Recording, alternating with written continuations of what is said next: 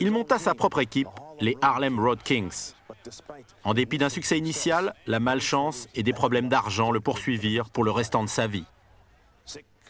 Malade et sérieusement endetté, le clown magnifique poussa son dernier soupir le 18 janvier 1967.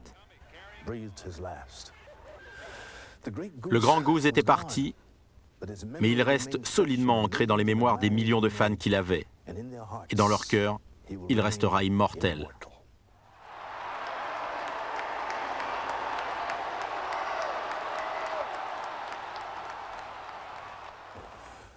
Au milieu des années 50, les Globetrotters représentaient l'Amérique de plusieurs façons. En 1956, l'équipe débarqua à Lima, au Pérou, au beau milieu d'une guerre civile. Ils devaient rester à l'aéroport pour leur sécurité, mais quand tout le monde apprit que les Harlem Globetrotters étaient dans la ville, les factions ennemies demandèrent un cessez-le-feu de 4 jours pour les regarder jouer et reprendre la guerre après. Les Harlem Globetrotters jouaient désormais 7 soirs par semaine à travers toute l'Amérique. Et pas même ce retour à la guerre ne pouvait empêcher les Globetrotters d'étaler leur joie autant que possible. En 1957 et 1958, l'équipe effectua même des tournées de bienfaisance sur les bases de l'Air Force durant la semaine de Noël, sans aucun profit pour les Globetrotters. Dans le même état d'esprit, ils visitaient non seulement des bases, mais aussi des navires de guerre.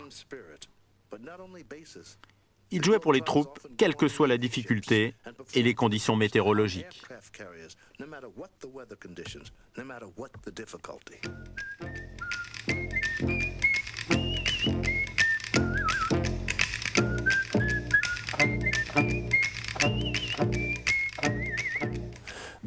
Les Harlem Globetrotters étaient certainement composés d'athlètes formidables, mais le meilleur est une légende de son époque, c'était Wilt Chamberlain. Abe surenchérit la NBA pour l'obtenir. C'était simplement le géant que Abe voulait.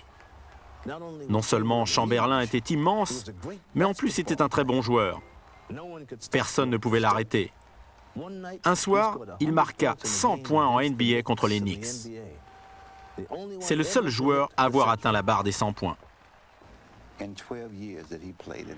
Durant les 12 années qu'il a passées en NBA, je ne pense pas que quelqu'un ait pu l'approcher. Je sais que certains de ses records ont été battus, mais par des joueurs qui ont joué plus longtemps que lui. Mais Wilt, même aujourd'hui, a inscrit plus de records que quiconque. Personne n'a pu approcher, même avec le lancer à 3 points du score de 100 points en un match. Wilt disait que l'année où il jouait avec les Harlem Globetrotters fut l'année la plus heureuse de sa vie. Chamberlain souligna une fois que certains des numéros que l'on faisait n'étaient rien d'autre qu'une occasion de monter dans les tribunes, de rencontrer une jolie fille et d'obtenir son numéro de téléphone. Quand cela arrivait, un joueur disait « Est-ce que tu as déjà envoyé le ballon sur cette fille ?» en se référant au numéro de téléphone. Après être devenu une grosse pointure en NBA, Wilt rejoignit quelquefois les Harlem Globetrotters lors des tournées d'été.